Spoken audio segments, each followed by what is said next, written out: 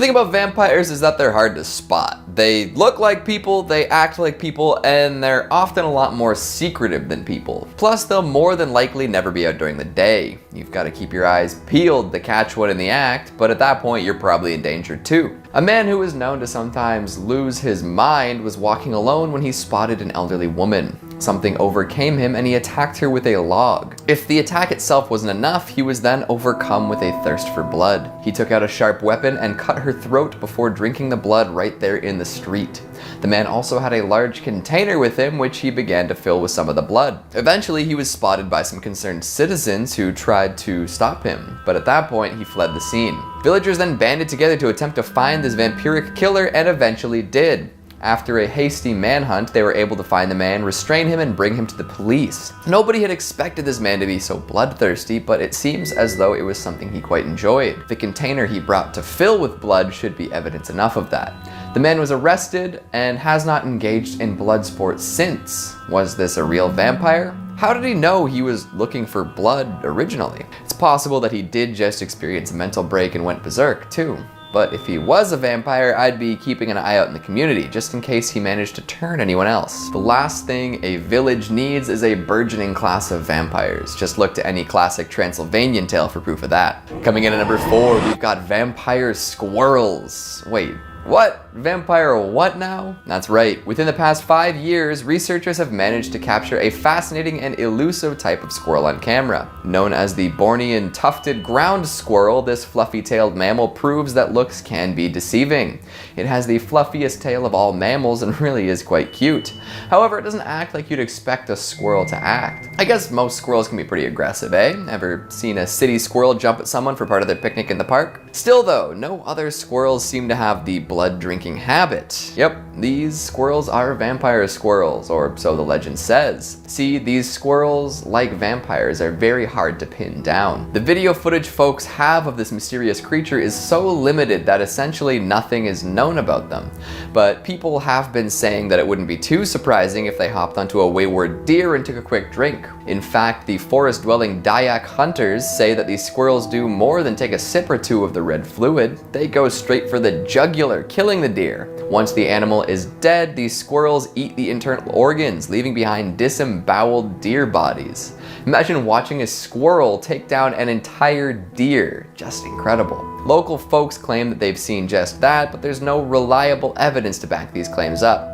The squirrels live in the forests of Borneo, so if you don't want to get torn apart by any, maybe stick to Central Park. Although New York squirrels might just be that aggressive. Coming in at number 3, we've got the Vampire of Buckinghamshire. Vampires have been terrifying forever, and this sighting is proof of that. Way back before Count Dracula or even Vlad the Impaler, there was a vampire sighting in Buckinghamshire. A woman had buried her husband after he died and was going through a difficult grieving period. 2 nights after the burial, she was startled awake. There was someone in her room. The person came closer and closer to her bed, and eventually it was revealed to be her husband. Sadness and terror overcame her as the husband climbed on top of her with the intent to kill. He put all of his weight on her and she nearly suffocated, but somehow she survived. The next day, she petitioned her friends to keep watch as she slept. The husband returned but was scared off by the folks standing guard. After this, the vampire husband was seen all over town, attacking people for seemingly no reason. But nobody seemed to be able to pin him down. The townspeople asked the church for help and the archdeacon wrote to the bishop. His advice? Dig up the body and burn it. The archdeacon wasn't too happy with this strategy as he thought it was disrespectful to the man's soul. So instead he had the bishop write a letter of absolution for the man and then pinned it to the vampire's chest. Somehow this worked. The vampire was no longer seen around town. But you have to wonder what brought him back in the first place. Coming in at number 2, we've got the Carter brothers. New Orleans is rich with occult history, so of course there are some wicked vampire tales to tell. Back in the 1930s, there were 2 brothers living in the French Quarter. John and Wayne Carter had regular jobs and kept to themselves. They didn't bother anyone and they didn't cause any trouble. Well, at least that's how it seemed. To everyone's surprise and terror, a young woman came to the police in hysterics. She had just escaped from the Carter brothers' apartment. They had been holding her captive and drinking her blood for weeks.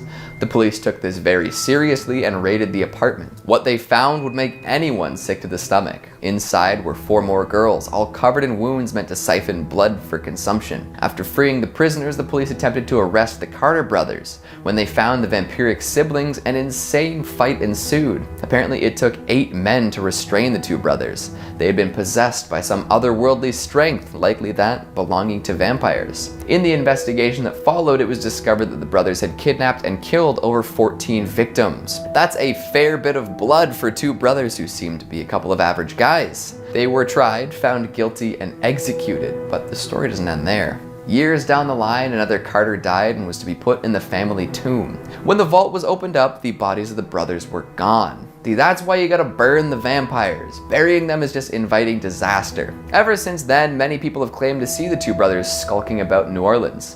So add that to your list of paranormal experiences in the city. Be careful when you check it off, though. If you see them, they probably see you too. And coming in at number 1, we've got a CCTV scare. We mentioned earlier that vampires don't get picked up on camera, right? Well, they don't have much of a reflection either, which is why this video is so confusing. Check it out. No, look, just keep watching. It's crazy. Wait, I know. What? I know. Like, how is that? I don't know. The man in black walks right by the gigantic mirror that we just saw reflect someone else, and there's no reflection, but he's still picked up on CCTV. How does that work? What's going on here? You have to wonder why a vampire would be shopping at a retail store during the day, too. There are so many things to consider here, but very few satisfying answers. It makes you think about all the times you might have walked right by a vampire and not even known it. I suppose I have to admit something after this clip. This vampire was not spotted at 3 a.m. I know, false advertising in the lot, but the footage was too interesting to give up. The rest of the vampires are eyewitness accounts, you know, because vampires. But this one seems to defy logic and follow it at the same time. The oldest remedy, and for the curious amongst you, our first flag post in the rich lore of vampire fiction is 1979's Nosferatu the Vampire, directed by the legendary filmmaker Werner Herzog, which depicts Klaus Kinski being the creepiest Count Dracula ever depicted on screen, building upon the critical surprise success of F.W. Murnau's 1922 German adaptation Nosferatu. Obviously, we can't begin this list without giving a direct nod to these bloodthirsty stalkers of the silver screen, but here, for this list, we're diving into the lore behind vampires in literature, and to do that we have to first begin with a little bit of history. You see, the term vampire wasn't actually as prolific as you may imagine, and the actual origin behind its etymology is still a matter of debate. It wasn't until 1734 that the English language first saw mention of these creatures, although some French, German, Austrian and Serbian literature contained an allusion to vampires as early as 1718, which was believed to be derived from the Slavic form for vampire. However, others believe that the Slavic languages in turn borrowed that word from a pre-existing, less assuming Turkic term which means witch, Uber. And even stranger still, there are records of that term in Old Russian that dates back to the 11th century, believed to be borrowed by the Turkish term that relates to the same ancient pagan practice, Upiri. However, the first ever mention of this term in recorded history was back in 1047, written in a letter to a Novgorodian prince which referred to him as Upir Lichich, which seemingly served to name him as an undead priest. Although not in direct correlation, it is thought that Upir Lichich would later literally translate to wicked vampire. Interesting, right?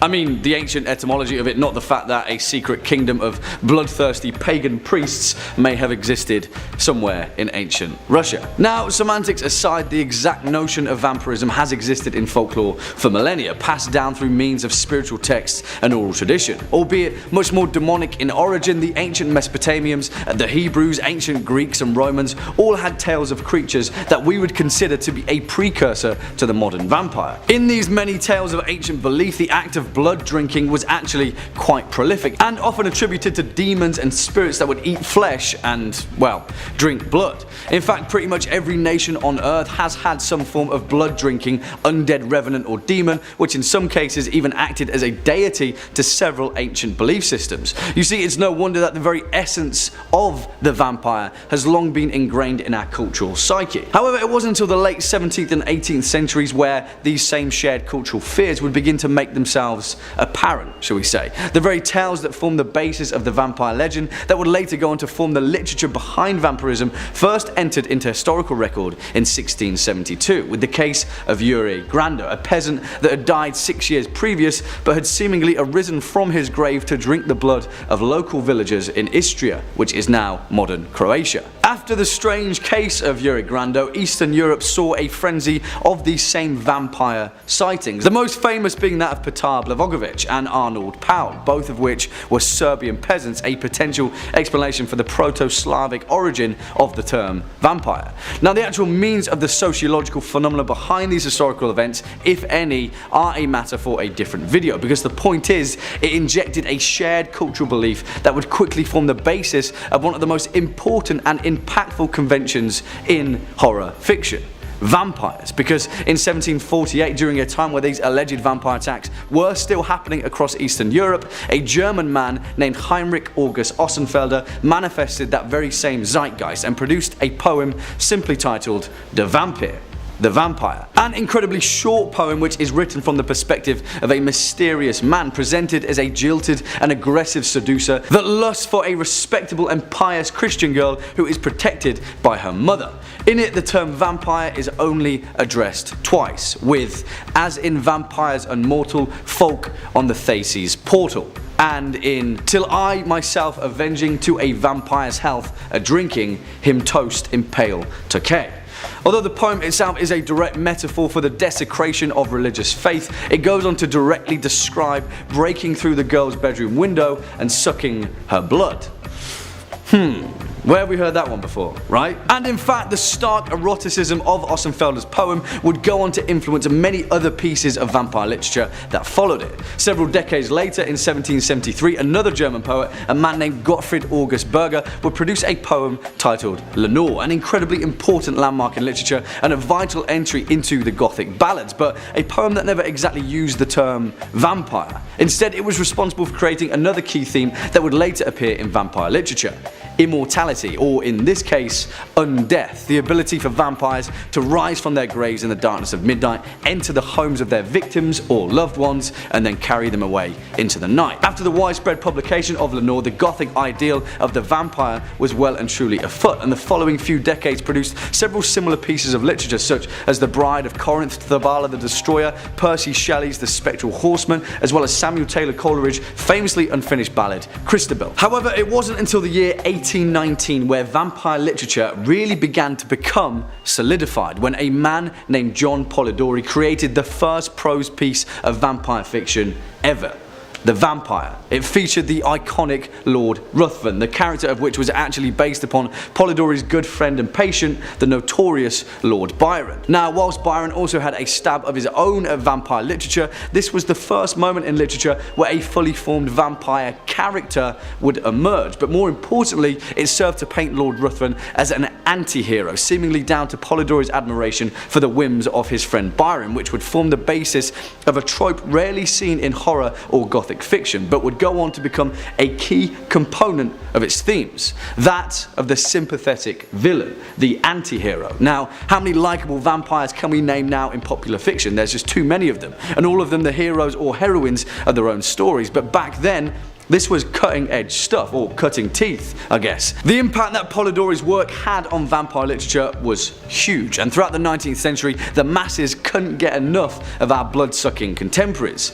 In fact, one of the most impactful methods of disseminating fiction in the mid-19th century were the classic Victorian era Gothic pulp pieces, penny dreadful. Short, easily distributed pamphlets that gave rise to the essence of serialized horror, returning characters that formed their own anthologies, a visual tapestry that I'm sure we're all familiar with. Well, from 1845 to 1847, the second most popular vampire since Lord Ruthin snarled onto the scene: Varney the Vampire, a character created by James Reimer and Thomas Peckett Prest that successfully managed to encapsulate all of the same vampiric themes laid out before him, and thus gave rise to the popular depictions of the vampire. Long cloaks, high collars, drinking blood, coffins.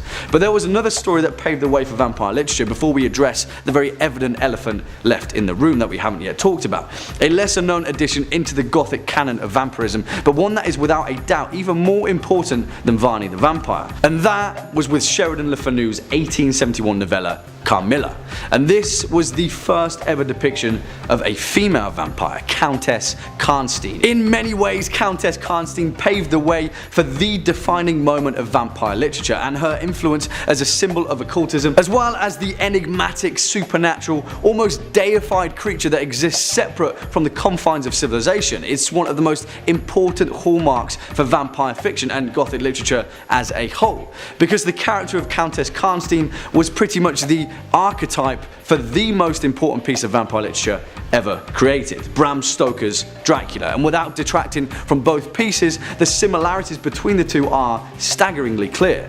You see, it isn't with the actual inception of Bram Stoker's 1897 novel Dracula that we need to cast our gaze towards, because it was with the impact that matters, and it goes without saying that there is no greater effort in history to depict vampires in popular fiction as influential and as definitive as Dracula. Whatever the case, at the time of its release, it struck a chord across Victorian Europe, perhaps stirring up an ancient shared cultural fear that had long lingered within us all. Vampires in literature are the amalgamation of many things, a collection of one convention here and another there, but the point of them remains the same. They are both a blessing and a curse. They're what we want to be and what we want to defeat. And Bram Stoker's Dracula was the compendium behind that very specific horror. Kicking off at number 5, I Am Legend. Zombie vampires. Who knew that such a hodgepodge could become a genuinely terrifying hallmark of literature? Well, for those of you that have read Richard Matheson's phenomenal 1954 sci-fi horror I Am Legend, you'll know that's exactly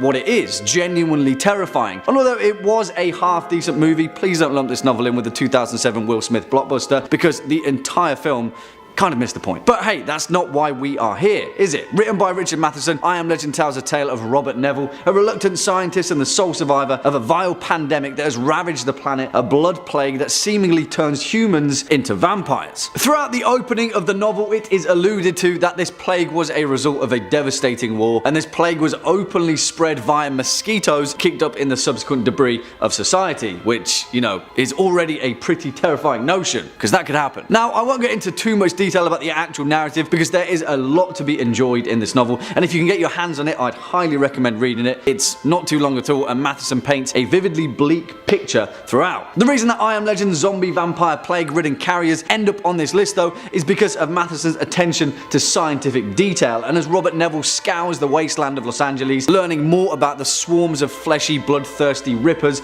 that roam the streets at night, we're gradually given a real sense of physicality as to the bleak, feral existence Matheson's vampires are subject to. And I won't even go into detail about the ending without fear of spoilers, but if you're partial to a bit of existentialism in vampire literature, then please read this novel, because its ending is a whole different kettle of fish. It will make you think twice about vampire folklore and the legend that comes with it. I Am Legend. Swinging in at number 4, Fever Dream. Again, if you're in the mood for a fantastically written, relatively concise novel about terrifying vampires and the resounding implications that come with immortality, please read George R.R. Martin's fantastic 1982 novel, Fever Dream. And yes, that's correct, before George was weaving Westeros and creating perhaps the finest fantasy series ever written, he was also indulging himself on immortal vampires that commandeered a Mississippi riverboat in the mid-1800s. Yeah. Now, if I had to choose purely from a technical perspective, Fever Dream may actually be one of the most complete and compelling works of vampire fiction ever written. If you're a fan of Martin's prose, then you'll find exactly the same kind of verve and style here, and what it serves to do is wholeheartedly humanize his immortal vampires and turn them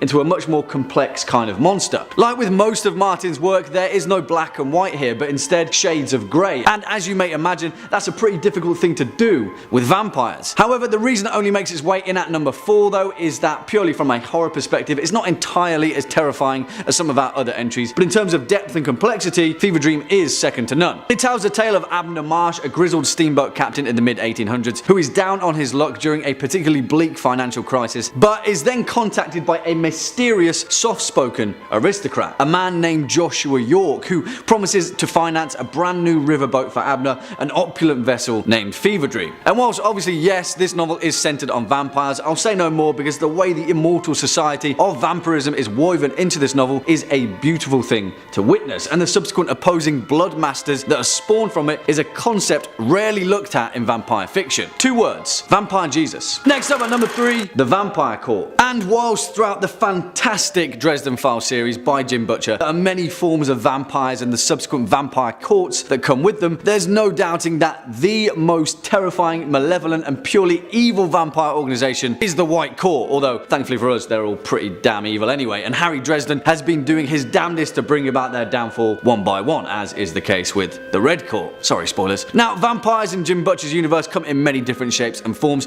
almost like a melting pot of pretty much every vampire custom and creation that we've seen in fiction, which is pretty damn awesome in its own right. But it's with the societal structure and ancient hierarchy where Butcher's vampires truly shine. The White Court, for example, is an order of vampires that feed purely from human emotion, and they satiate their hunger through the consumption of essentially the human spirit. Because of their propensity for life force rather than actual human blood, the White Court prefers to avoid any direct confrontation with their enemies, and for the most part they're a court of schemers and ploy makers hidden within the shadows, pulling the strings. Essentially, the White Court are the East Indian trading company of the vampire world, and they pull the strings on the rest of the blood-sucking immortals around them. On the other hand though, there was also the Red Court, a vile sect of fleshy, bat-like humanoid creatures that use the glamour of a skin mask to disguise themselves as humans, living and preying on society for years on end. As more akin to the traditional vampires of legend, the Red Court were particularly dark in their approach to feasting off of human blood, and operated mainly in Central and South America, where they reared entire villages of humans like cattle to feed upon. Then there's the Black Court, a diminished sect of vampires who were essentially born from the stereotypical Dracula of legend, but were hunted and eventually destroyed thanks to Bram Stoker's novel, which in Butcher's universe was published as a how-to guide for the layman to hunt down and kill vampires. Don't you just love the Dresden Files? Swinging in at number 2, the Vampiri. We cannot make this list without laying down Brian Lumley's incredible Necroscope series, and I'm fully aware that many of you Top 5 Scary viewers are particular fans of his resounding horror series. The thing is though, Lumley completely shook up the concept of what makes a vampire so fervently that in some cases it's hard to tell where monster of folklore legend begins and alien parasitic monstrosity ends. And believe me, don't worry, I say that as a good thing, not a bad thing. In Lumley's Necroscope series, first written in 1986, gone are the classic interpretations of the vampire legend, and instead Lumley's vampires are a leech-like parasite from an ancient world deep in the cosmos. Through a painful and grotesque process, these alien leeches attach to their host and begin a symbiotic life cycle that grants them their immortality of legend, as well as many other devious superhuman machinations. What makes Lumley's Vampiri so awesome though is that they're essentially the vampire version of Marvel's symbiotes, and their life cycle is wholly similar to that of a fungal creature transforming its host through a slow spore-ridden process that turns them into the immortal villains that populate Lumley's Necroscope series. Because of that incredibly unique process though,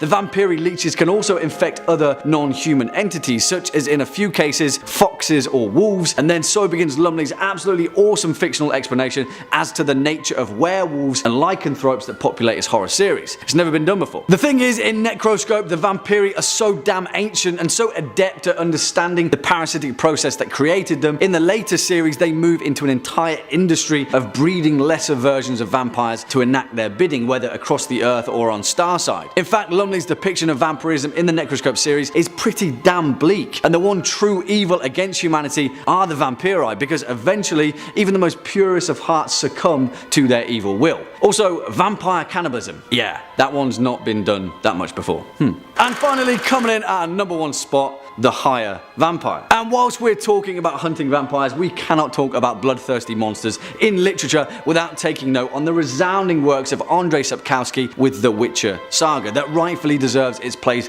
at our number 1 spot. Now, in my opinion, Sapkowski's depiction is the most complete, compelling and intriguing creation of vampires in horror, in the whole of literature. And I know that's pretty damn hyperbolic, but really, if you read his work or played any of CD Projekt Red's fantastic video game series, you'll know exactly exactly the impact that vampires have on this world. And I say world because the most intriguing notion of vampires in the Witcher saga is that, not unlike Lumley's Necroscope series, these ancient entities are from another planet entirely. Well, not exactly another planet, so to speak, but another dimension, another sphere. Now, I'll try not to spoil anything, but to be fair, speaking about the conjunction of the spheres isn't exactly giving anything away. In Sapkowski's world, vampires aren't created or turned or otherwise conjured into existence. They're born, just like humans are, and exist as corporeal beings who can manipulate their body at a molecular level in blood and matter, just as easy as we can breathe. Over 1,000 years before the Witcher saga began, during the conjunction of the spheres, different realities where monsters and magical entities reside freely on their own plane collided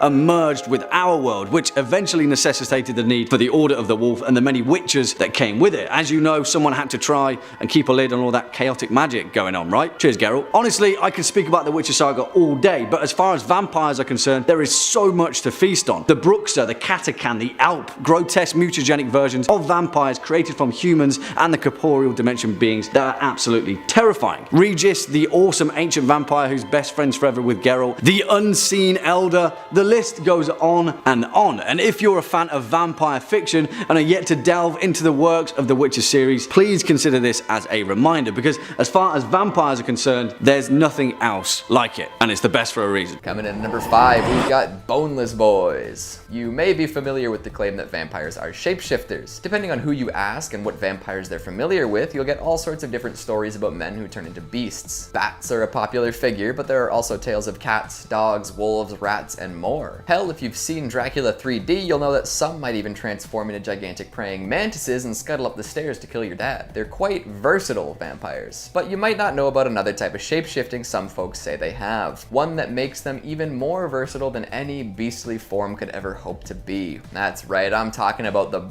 boneless vampire. What do you mean boneless? Well, I mean they literally have no bones. Now, I can't prove this, but tell me, have you ever seen a vampire's skeleton? Whenever they die, whether it be by stake or by fire, they disintegrate into dust or other similar vampire particles, right? They leave no bones behind because there are no bones. It's a revelation, I know. But they can still walk and talk like any other humanoid, but with the added benefit of vampire powers. Plus, this bonelessness means they're fantastically flexible, which works wonders in their seductive activities and their sneaking into homes to drink blood. Even if you lock your abode up tight, a vampire can contort its boneless form and make it through the tiniest of cracks. Keyholes? Not just for keys anymore. I bet you didn't expect me to lead with a legend like that, now did ya? Hopefully that sets the tone. Coming in at number 4, we've got the Sukuyan. A lot of folks look to European legends to find out about vampires, but they really do exist all around the world. By different names, sure, but they still suck blood and pass for people. One such fascinating bloodsucker is the Sukuyan from Jamaica. The creature takes on the form of a shriveled old lady by day. You might even see her at the market and offer her a helping hand. But if you knew what she did by moonlight, you'd take your helping hands elsewhere. A Sukuyan will shed her skin at night, becoming a blood-drinking fireball. This skinless apparition can then float around the community, drinking the blood of anyone unfortunate enough to become a target. After a long night of draining folks of their vital essences, the fireball returns home to its discarded skin. It can then don the loose organ like a suit and return to life as an old lady. With every use, the skin becomes more and more wrinkly, wear and tear and all that jazz. Usually the Sukuyan will do a pretty good job of hiding her skin after she's freed for the night because it's left pretty vulnerable. While flying around, nothing can really be done to protect the skin. So if you ever find some skin, do your best to mess with it. Some folks say that if you salt or pepper it, it'll cause her to experience extreme burning and itching upon return. Another thing you can do to combat a Sukuyan is scatter rice or salt on your doorstep. It won't protect anyone's blood, but it'll slow the monster down. Like so many other mythical demons, if it comes across a smattering of rice or salt, she'll be compelled to hunker down and count every last grain before leaving. This tends to take a while, leaving the beast exposed and distracted. Take that opportunity to beat her to death or toss her in a vat of boiling oil. It might seem cruel to do that to what looks like an old lady, but hey, you gotta save your blood somehow. Coming in at number 3, we've got vampire pumpkins. Legends are weird, alright? And this one's no exception. I don't quite understand how this came to be a common conception, but it's well documented by the ethnologist Tadimir Vukanovich. Apparently, there was a long-standing belief in the Balkans that if you left a pumpkin or watermelon out for more than 10 days, it would become a vampire. That's right, the gourds would transform into humanoid bloodsuckers. I think I understand Akira Toriyama Toriyama's vampire comic a little better now. Imagine that, leaving a pumpkin on your stoop for a solid fortnight after Halloween and waking up to an empty yard. Most folks would assume some vandals made off with it, planning to smash it with baseball bats or throw it off a building. But no, it actually just turned into a vampire, and now you're gonna get seduced and bit. Great. If this is true, folks better get right on their composting habits. It's similar to the belief that any given object left outside overnight during a full moon will become a vampire. I think this legend originates from people being dumb with their belongings, but I might just be reaching. You can be sure that your produce is about to make a change if a drop of blood appears on its skin. Oh, and the pumpkin vampires can change back into pumpkins, so even if it doesn't disappear, you can be the proud owner of some cannibalistic vegetables. Coming in at number 2, we've got Jiangxi. Let's take a trip to China this time and learn about some of their bloody beasts. A popular one is the hopping vampire, also known as the Jiangxi. Usually appearing as a stiff corpse dressed in Qing Dynasty clothing, these undead beings hop around looking for life force to drain. Life force isn't specifically blood in this case, but the two line up just fine. They spring to and fro during the night, hoping to come across some hapless folks. And just like vampires from other cultures, they spend the day locked up in dark places like coffins and caves. They hop because they're corpses. Rigor mortis has long since set in, making it impossible for them to bend their limbs. So instead of walking, running, or any other sort of human locomotion, they can hop around as best they can. They're also an odd green-white tint, frequently attributed to mold from being buried so long. These vampires are a little less sexy than a lot of the other ones. There are a few ways to survive an encounter with the Jiangxi. You can write a spell in chicken's blood on a yellow piece of paper and stick it to their forehead. Or you can use a sword forged from Chinese coins that has been charged under moonlight. Apparently throwing sticky rice at one will draw the evil out. Maybe they were just hungry. Oh, and connecting this to the boneless bits, although I don't know if that really applies here, conventional wisdom says that a piece of wood could be installed at the bottom of a door to prevent Jiangxi from entering. It's always fun to connect those dots. And finally, at number 1, we've got the Blood Countess. When discussing the origins of vampires, many folks look right to Vlad the Impaler. This Wallachian prince is more than likely the inspiration for Count Dracula's name, as he was a member of the Order of the Dragon. Being a member of this order gave him the surname Dracula, which is only one letter off from the name we know and fear today. But even though Vlad tended to be violent and stake happy, the real blood drainer was waiting in Hungary. Elizabeth Ballery was a countess well known for her brutal lifestyle. Legend says that she tortured and killed over 650 women throughout her life. In true vampiric fashion, she believed that bathing in blood of young girls would keep her young. She was going for a youthful appearance, not eternal life, but you can see how that might have influenced vampire lore. Ballery drained plenty of girls of their blood in order to keep herself young. This practice also seems to be a little more sadistic and fetishistic than Vlad's brutal display of slain enemies. Coming in at number 5, we've got the Master. You know, this guy came damn close to ending the world through vampirism. Hell, he basically infected all of New York with his strain. The Master comes from the series of books turned TV show, The Strain, penned by Guillermo del Toro and Chuck Hogan. Basically, it is a virus that is very similar to ancient vampirism. It spreads quite quickly, as viruses tend to do, and puts humanity in peril. So by putting this strain in motion, the Master deserves every ounce of fear he gets. He's been alive for millennia, taking multiple different forms over many lifetimes. The Master has been a Roman slave, an iron worker, and most recently a Polish man with gigantism. As one of the original vampires, the Master has all sorts of unique strengths that other vampires in this universe don't. One of the most terrifying of these powers is the ability to see through the eyes of all lesser vampires. This allows him to surveil any area that a vampire is in. It's also great for protecting himself and seeking out prey. He's also just ridiculously strong. Like, way stronger than any vampire has any right to be. He'll crush your head with his pinky if he wants to, don't try to fight him. And even if you're confident in your combat ability, he's got some wicked shadow-based teleportation abilities. If he steps into the dark, he can just dematerialize and rematerialize all over the place. It's crazy. And to top it all off, he's more resistant to sunlight than most vampires. He's not totally immune, but he can definitely roam around a little in the sunshine. So you can't rely on the UV rays to take him down. To make matters worse, he's got a master plan to turn all humans into blood banks. After collapsing the internet, he makes it to New York and makes some key alliances and plans on transferring his consciousness to a new host. Then he'll take out the high-level finance folks and build processing plants for human collection. Yuck. I mean, I guess the bankers get what's coming to them, right? Coming in at number 4, we've got Victor. A powerful warlord in life, Victor was once a ruthless military leader who ruled over his land with an iron fist. This extended well into the afterlife as well. Upon his deathbed, the first vampire, Marcus Corvinus, came to Victor with an offer. He would give him eternal life if he helped lead an army of immortals against the werewolves.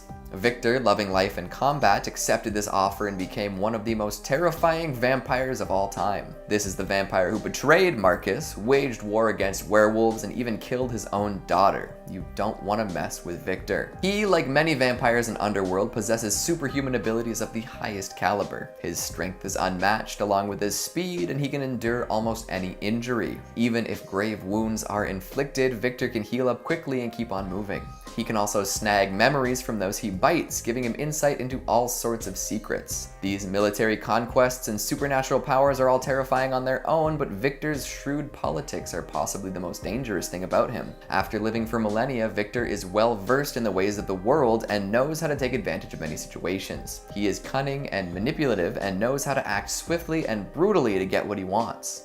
If Victor wanted to end the world, he doubtlessly could. As he says, the dangers of the forest are not greater than those of the council. You must learn the dance of politics to be ruthless and cunning. Those are the words of men who could ruin the world if he chose to do so.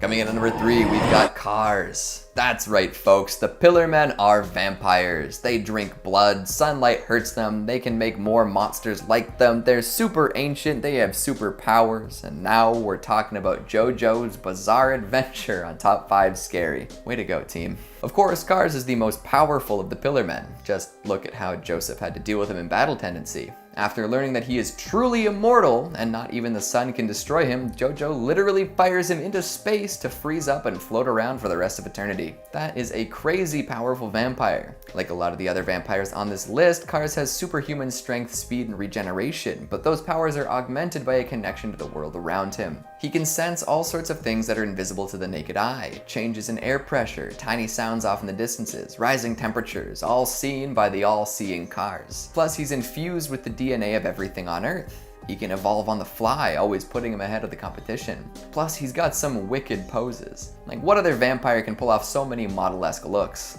That's what I thought. Coming in at number 2, we've got Cain.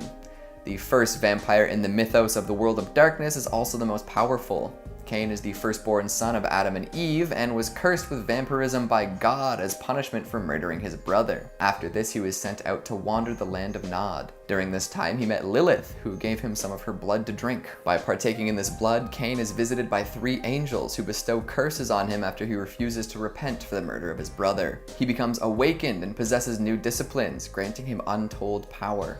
He eventually settles in a city and becomes the Dark Father. He took on followers who became like children to him. If he embraces them with the gift of immortality, they become vampires too. Soon there's an entire city full of generations of vampires, and then an empire. Cain ruled over it all from an ivory throne. Thanks to having such longevity, Cain has mastery over all of the disciplines, and his abilities outshine those of any other vampire.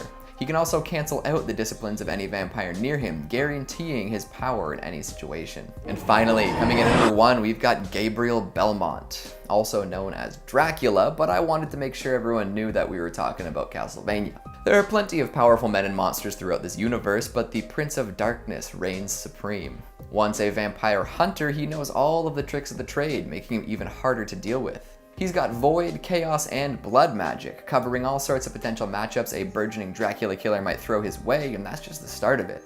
He can shapeshift into all sorts of legendary creatures, he can possess humans to do his bidding, he can turn into freaking smoke and travel crazy distances in no time at all. He's so resilient, he survived an explosion that took out an entire continent. There really is no competition when it comes to all-powerful vampires. Hell, he even uses the vampire killer Cross to end Lucifer. This vampire can kill immortal beings. His consistent appearances in all sorts of Castlevania media speak to his longevity and versatility too. There really is no vampire like Dracula, and this iteration in particular has what it takes to destroy everything countless times. Those damn Belmonts have plot armor. I think turtlenecks should make a comeback this year, not only because they're comfy and stylish, but because they hide your vulnerable throat flesh from potential vampire threats. Toss a silver chain on and hide a stake in your belt and you're good to go. Coming in at number 5 we have Ruthin. Ruthin was the first mention of a vampire in English literature. He first appeared in 1819 in John William Polidori's The Vampire. Since then the character has been used in numerous modern works. The character of Lord Ruthin is based on the real-life poet Lord Byron. Others had written about the Lord in a negative light, and John used this portrayal as the basis for his character. Lord Ruthin is a vampire but also somewhat of a socialite. He travels the world, meeting interesting people and of course drinking the blood of his victims. His actions seem to be cruel in nature. In The Vampire he meets a young man named Aubrey. They become friends and begin to travel Europe together. After a disagreement in Rome, the two go their separate ways. Aubrey travels to Greece and falls in love with an innkeeper's daughter. The romance is short-lived when Ruthin shows up in town and his lover goes missing. She is found with her blood drained. Everyone in the town suspects it to be the work of a vampire, but Aubrey does not make the connection to Ruthin. The two agree to continue their travels. Not long after, they're attacked by bandits and Ruthin is fatally wounded. As he lays dying, he makes Aubrey swear an oath that he will not mention his death or anything else he knows about Ruthin for a year and a day. Aubrey agrees and Ruthin appears to pass away. Aubrey returns to London and is surprised to see Ruthin alive and well. He reminds him of his oath and warns dire consequences should he speak of what he knows. Not long after, it's clear Ruthin is attempting to court his sister to torment Aubrey. They plan to marry on the exact day that the oath expires. Aubrey tries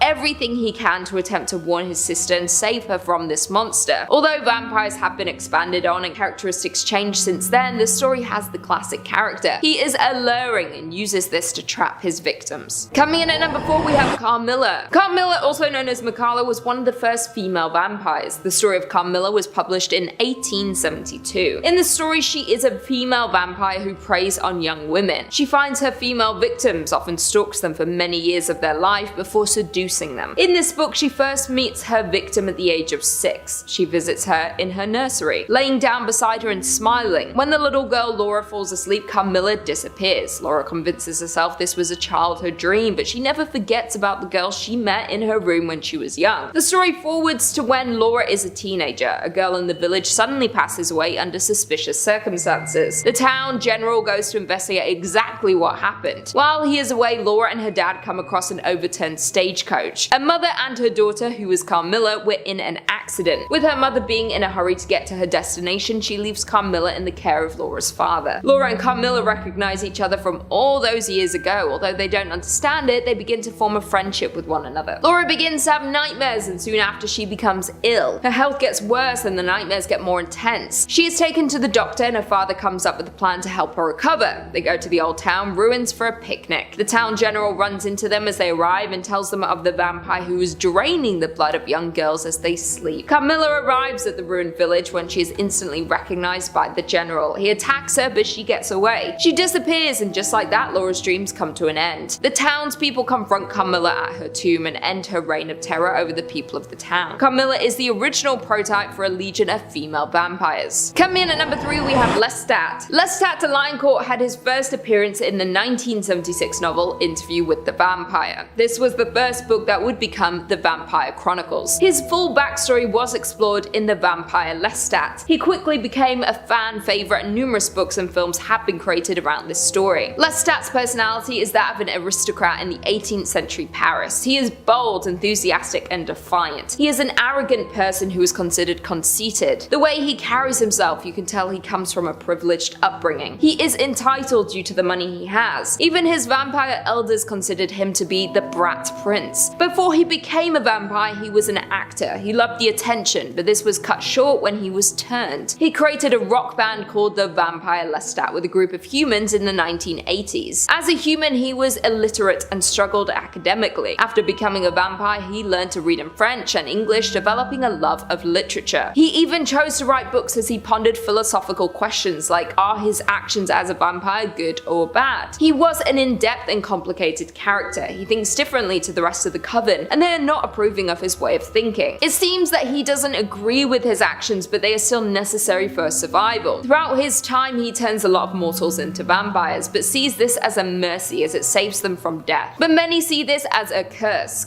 to watch those around you pass on while you live forever, while also having to hunt the innocent. Many of his friends who have been turned into vampires end up turning on him in anger as they are not happy with their new reality. Coming in at number 2, we have Ellie. Not all vampires look how you would expect. You can be changed into a vampire any time in your life. You are then frozen in time to be that age for eternity. For one young vampire, Ellie, she was turned at the age of 12. Her first appearance was in the 2004 novel Let the Right One In. Although she will now look this age forever, she is in reality much older than this. Her appearance makes it easy for her to trick people into trusting or helping her. The book focuses around Ellie's friendship with Oscar. Oscar has some morbid interest due to being unhappy in his life. Ellie moves into the house next door and they begin to befriend each other. We discover that Ellie has been a vampire for 200 years. We learn about how she managed to survive undiscovered all this time and her tragic start as a vampire. We learn about her short mortal life. She has a companion who helps her obtain what she needs to survive, but when he is unable to do this anymore, she is forced to start hunting for herself, putting her life and identity in danger. Ellie helps Oscar fight against his bullies and tries to help him gain control of his life. Ellie, although around 200 years old, still has the mind of a child with the powers of a vampire. She struggles with her loneliness due to immortality. She loses control of her actions and of her situation. She causes a lot of suffering to those who come into contact with her. Oscar hopes being her companion can end her reign of terror and give her the friend that she has always needed. And finally, coming in at number 1, we have Damon. Fever Dream is a 1982 novel by famous author George R.R. Martin, who wrote Game of Thrones. This vampire novel is set on the antebellum Mississippi River. The story takes place at the start of 1857. The story starts with the steamboat captain Abner Marsh, who is struggling financially to get his ship ready for sail. He finds a new business partner in a mysterious man named Joshua. He promises to help finance the ship and get ready to sail. Once they set off, Marsh starts to notice a few odd things about Joshua and his friends on board. They only leave their cabin after nightfall. When he is confronted, he says he and his friends are vampire hunters and they are using the Fever Dream boat to track some mysterious disappearances along the river. Once he trusts the captain, he reveals the full truth that he has created a potion, one that curses vampires from their need to drink blood. He has been seen by many vampires as a messiah destined to free them from the dependence on hunting humans. He's trying to reach and help as many of his kind as he can to stop any more harm coming to humans. Joshua is not the one to fear in the story, but the evil ancient vampire Damon. He hears about the efforts to cure his people and he doesn't agree that this should be done. He has his followers board the Fever Dream and overpowers Joshua, taking control of all the vampires on board. The humans manage to escape, leaving the boat to the will of the vampires. Damon was the worst of all the vampires. He wanted to take over the world. He grew his followers at every chance he got. He was obsessed with maintaining and growing his strength and power. He was often cruel towards the humans. His evil and bloodlust made him destroy everyone in his path. Both humans and fellow vampires feared him. Coming in at number 5, we have 30 Days of Night. This is perhaps one of my favourite vampire movies, not just on our list, but in general. Controversial opinion. 30 Days of Night is a 2007 horror film based on the comic book miniseries of the same name. The film is directed by David Slade and stars Josh Hartnett and my favourite, Melissa George. The story focuses on an Alaskan town beset by vampires as it enters into a 30-day-long period of polar night. Now, as much as I enjoyed this movie, it did polarize critics, with it currently holding a 51% approval rating, which is the lowest we have on our entire list, sad times. The general consensus reads, while 30 Days of Night offers a few thrills, it ultimately succumbs to erratic execution. However, I disagree, and believe this film to be incredibly claustrophobic and a non-stop anxiety attack from start to finish. Not to mention, I used to live in Alaska, and the winter months can be incredibly dark and isolating, creating its very own unique horror. However, what I will say is that casting Josh Hartnett in the out-of-his-element role was a little disappointing, yet it somehow managed to work. 30 Days of Night ultimately warrants its R rating with genuinely disturbing violence, terrifying monsters, and a haunting score that will linger in your mind for a long time. 30 Days of Night is immensely better than a lot of the vampire movies that have been churned out in recent years, and it's certainly better than David Slade's Twilight saga, Eclipse. Yeah, you heard me correctly, Twilight. David Slade, also did Twilight. Coming in at number 4, we have Martin. George A. Romero is considered to be the godfather of zombie cinema, and rightfully so. He is the man behind films such as Night of the Living Dead, Dawn of the Dead, and also Day of the Dead. However, there is one movie that is remarkably overlooked in his collection, and that is Martin. Martin is a 1978 psychological horror film that follows a troubled young man who believes himself to be a vampire. Johnny Amplis, with charm and incredible creepiness, plays the titular character, a lonely man who injects victims with a syringe before slurping on their blood. Lovely stuff. The film currently holds a 90% approval rating, with the general consensus reading, George A. Romero's contribution to vampire lore contains the expected gore and social satire, but it's also surprisingly thoughtful and boasts a whopper of a final act.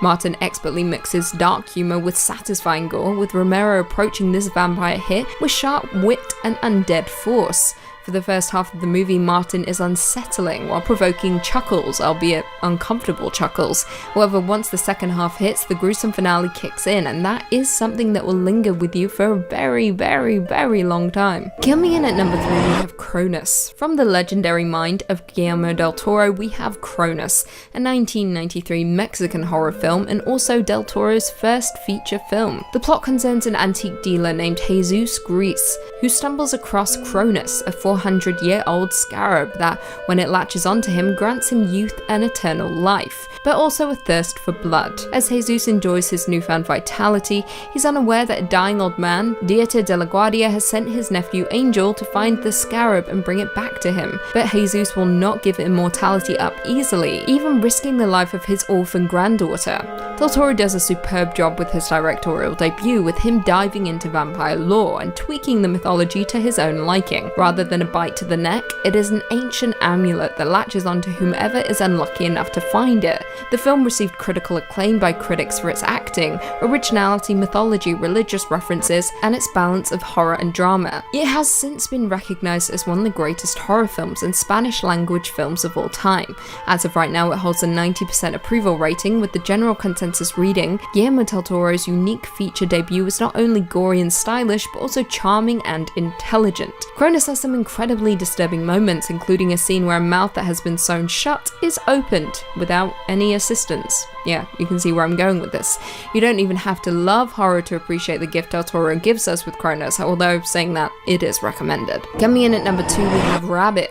David Cronenberg rarely steers us wrong, and he most certainly didn't with his 1977 vampire classic. Rabid is a Canadian-American body horror that features Marilyn Chambers in the lead role, with Frank Moore supporting. Chambers plays a woman who, after being injured in a motorcycle accident and undergoing a surgical operation, develops an orifice under one of her armpits. The orifice hides a phallic stinger that she uses to feed on people's blood. Those she feeds upon become infected. The bite spreads the disease, and they cause massive chaos, starting in the Quebec countryside and ending up in Montreal. Now, Cronenberg's most hailed work includes movies such as The Brood, Videodrome, The Fly, and Dead Ringers.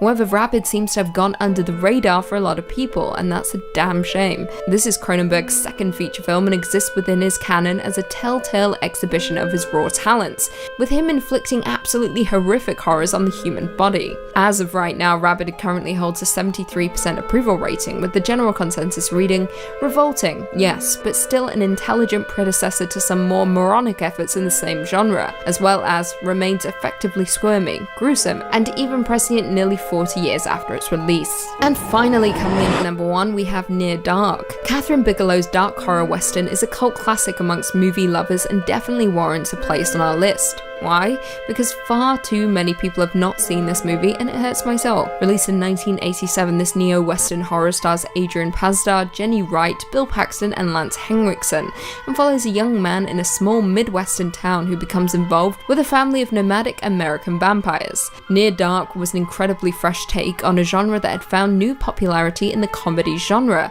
and it paved the way for even more iconic movies down the line. However, like many horrors of its time, upon release it was met with scathing reviews. However, time has been good to Near Dark, with the film gaining quite the intense cult following over the years. As of right now, it currently holds an 88% approval rating, with the general consensus reading, Near Dark is at once a creepy vampire film, a thrilling western, and a poignant family tale, with humour and scares in abundance. A remake of the film was announced in October 2006, however, in 2008 it was announced that the project had been put on hold due to similarities in conception with Twilight. Yes, I know it's incredibly upsetting to hear that Near Dark was cancelled because of Twilight. Kicking off at number 5, Afflicted, 2013.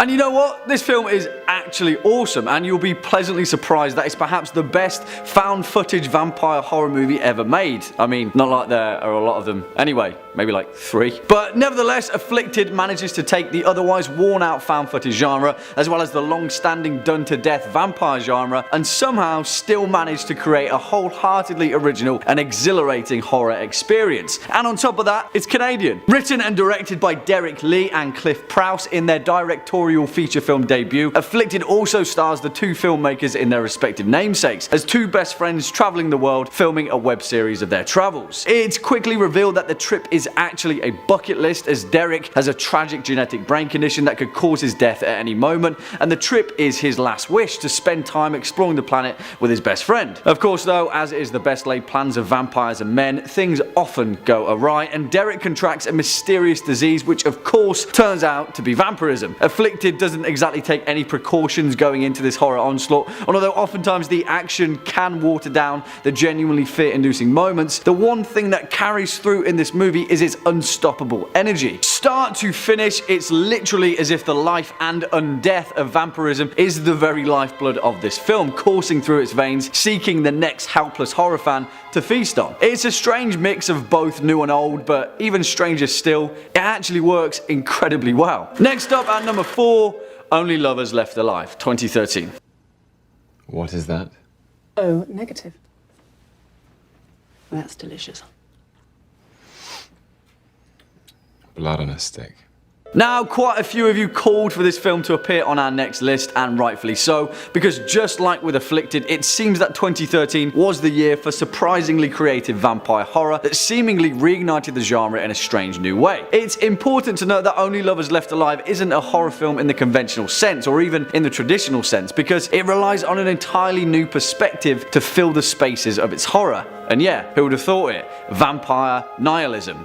Vampirilism. Maybe it'll catch on. Written and directed by Jim Jarmusch, the film stars Tom Hiddleston and Tilda Swinton as Adam and Eve, 2 immortal vampires that have lived countless lives across the ages as musicians, poets, scientists, and purveyors of all the mysteries of existence. In the 21st century though, things are a little bit different, and Adam and Eve both live in an overwhelmingly different age, where the blood of the human population has been grossly contaminated by the modern environment. This film covers many themes, and it effortlessly says a lot about the human condition without saying much at all, whilst also capturing that ageless enigma of bloodthirsty vampires and the strange, alluring beauty that they often permeate. Again, at first glance, the traditional horror of this film isn't easy to pick out, but instead it manages to give a much needed breath of life into the genre, whilst offering insight into the terrifying existential implications of living forever and the price that comes with it. Also, it's reminiscent of 1983's The Hunger, starring David Bowie, Catherine Deneuve and Susan Sarandon, which would have made this list, but yeah, I don't think YouTube would like it. Coming in at number 3,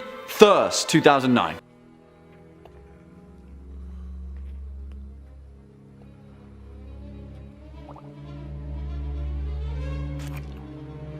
And again, you may be sensing a bit of a pattern here, because much like with our previous 2 entries, 2009's Korean horror flick Thirst isn't at all a conventional vampire horror, but instead a frightfully original portrayal of vampirism that uses the immortal affliction to allude to a much more human addiction. Saying that though, that's not to say that this film doesn't have its fair share of gut-wrenching gore and all the bright bursts of blood that you'd expect a vampire horror to carry, because it does, and it delivers it in spades in the typical Korean horror cinema fashion. action. Written and directed by Park Chan-wook, the man responsible for the incredible 2003 thriller Old Boy, Thirst has all the trials and trappings that we've come to expect with modern vampire cinema, and yet still manages to execute them in a frightfully original manner. It tells the tale of Sang-hyun, a Catholic priest renowned as a good noble man in his small town parish. Despite his unwavering faith though, he is afflicted by a deep insatiable sadness and a loneliness that he cannot fill, and so volunteers to participate in a medical experiment to find a vaccine for the deadly Emmanuel virus. Of course we know how that usually goes, and Sang-hyun quickly morphs into a virulent, vigorous, viral vampire. But the thirst doesn't end there, and for those of you going into this movie with zero expectations, you'll discover more charm than expected, as well as genuine, fear-inducing moments of complete and utter shock and awe. It's strange because in places this film is endearing and warm and fuzzy, and in others it's batshit crazy and full of gut-wrenching horror. It walks a fine line, strikes a fine balance, and still manages to be an incredibly original depiction of vampires. Great movie. Swinging in at number 2, Near Dark, 1987.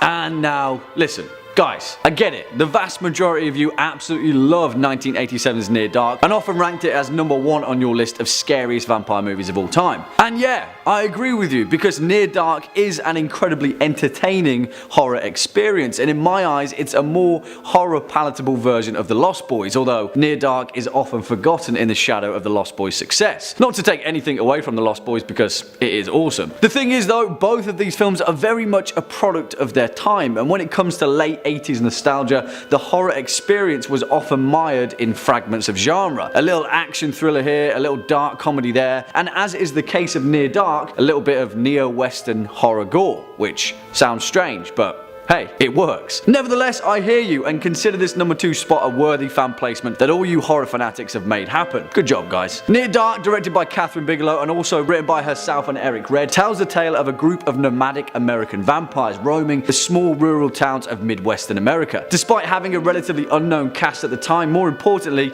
Near Dark has Bill Paxton in one of his most well-delivered roles in horror history, as he plays Severin, an immortal vampire with a gutter mouth and a thirst for bar brawling. It also stars Lance Henriksen as the wizened, grizzled leader of their merry band of vampires, and shows the lengths that immortal, bloodthirsty murderers will go to stay alive on the open road. It's essentially Roadhouse meets The Lost Boys, and because of that, it's awesome. And finally, coming in at our number 1 spot, Salem's Law, 1979.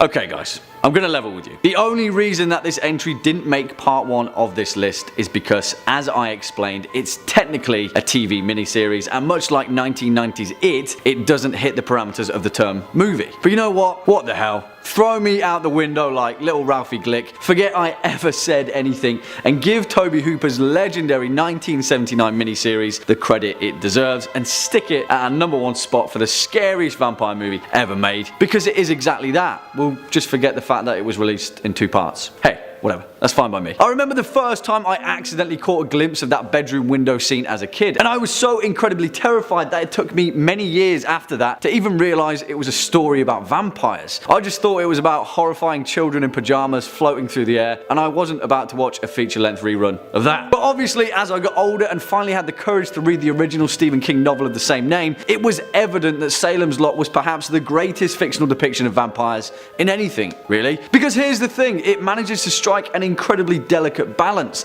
and it's a balance Stephen King intended that Tobe Hooper also managed to capture in the TV miniseries. It gives all the credit to the horror forefathers that predate it. The classic image of Barlow being shipped in a steel crate by his familiar Straker, teeth, pale skin, blood-sucking Dracula, the whole 9 yards. But somehow it manages to maintain itself as an entirely original creation of horror. There's nothing quite like the vampires of Salem's Lot. They're familiar, but they're also strange and remote, and entirely different creation. We don't need to talk about how good Tobe Hooper's 1979 version of Salem's Lot is. Just watch it, it's horror mastery. And I hate to sound like a blackguard, but they don't make them like that anymore, do they?